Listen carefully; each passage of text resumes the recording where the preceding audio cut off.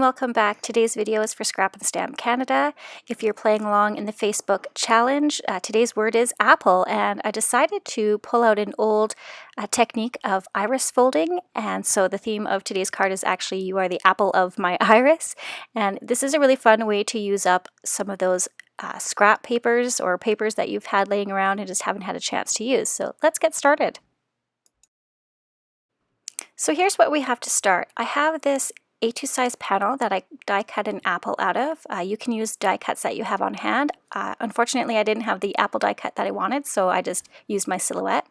This is a template from the internet that I liked. It's the square size, and I laminated it so I can reuse it. Then we cut our strips down into 1 inch wide squares. So they're going to be 1 inch wide. The length will depend on how big your project is. And then I scored and folded these in half.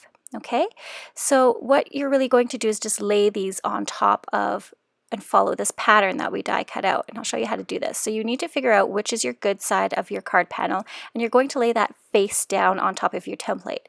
Now you can remove your die cut portion anywhere around on your template to find where you like the iris to be, that centerpiece to be best, and then I simply just use purple thermo web tape to adhere it down onto my template. Again, because I have it laminated, it'll help me reuse it. And the purple thermo web tape will not rip my project. So I still like to apply some of this to the back of my hand to release some extra stickiness. It's just something I do just as precautionary. And then you can tape your die cut panel right onto your template, and then we'll start following the little keys.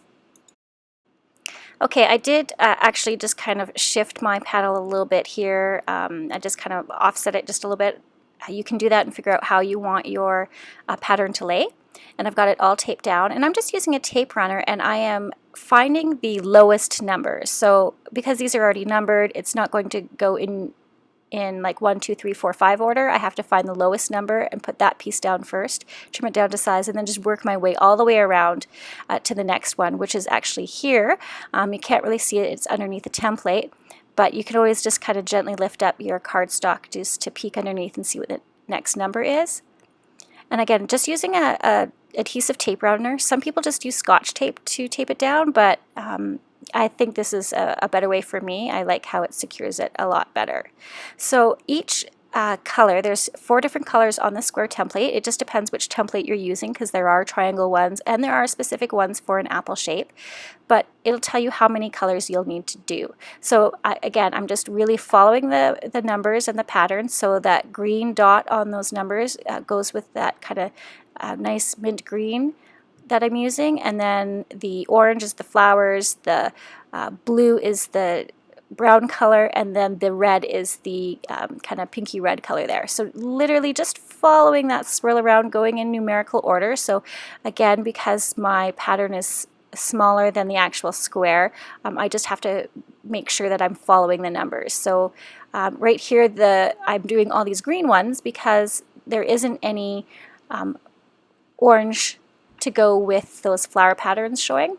So you'll see here I follow it around, and I'm just applying the adhesive over top of these little pieces and making sure it all sticks down. And then my next number here is going to be 24. I'll lay that down.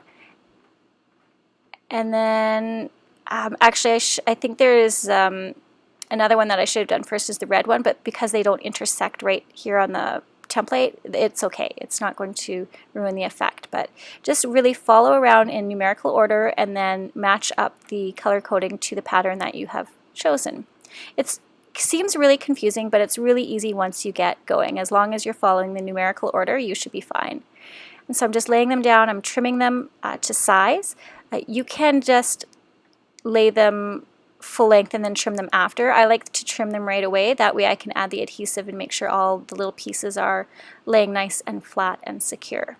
Okay, so just making your way around, and then I've gone ahead and sped this process up. I'm on my last one here. I'm laying it down, and then that open iris is the last part. And this, you can choose to use a pattern piece of paper or go with a completely different piece like a foil or a glitter just to offset it, or a solid black, whatever you like.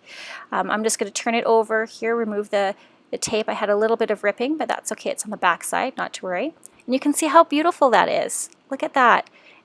And it actually did not take long at all to go through and adhere this down. I'm just going to use a piece of pattern paper that I already have for the center, and I think I like the flower pattern paper best, so I'll just turn that over and adhere that down.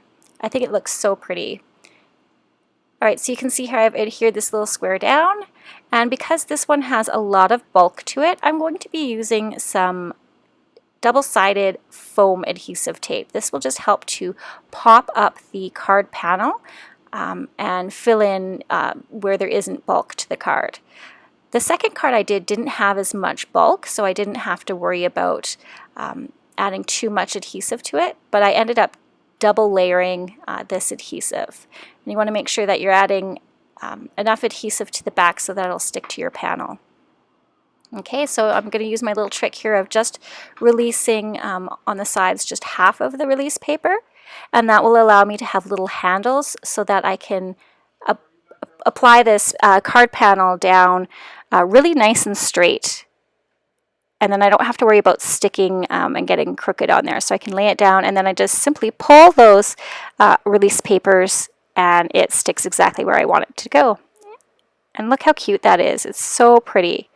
I really like the look of this. I'm going to be doing a lot more of these, I think. It's a technique that I really forgot about, and I'm excited to pull it back out. So here's this finished card. I did use a stem pen to stamp to add a little sentiment, a little distress ink blending on that cardstock piece, and some twine just to give it a little bit more texture. Like, this card is really full of texture. I like the fall look of it. I like the way the apple turned out. Like, look at this. It looks so pretty. I'm going to be doing a whole bunch of Christmas cards, I think, with this technique as well, so stay tuned for that as we get closer to the holiday season. And I do want to show you the second card that I made. I did decide to run the panel through a stitched wonky die frame from My Favorite Things, just to add, again, a little bit more interest and texture to the outside border of the card, and then you can see it's a different pattern layer, but just it depends on where you're laying your card front template on there, and you get a different look each time. I hope you enjoyed today's card. Thanks so much for watching. Remember to like and subscribe, and enjoy the rest of your weekend.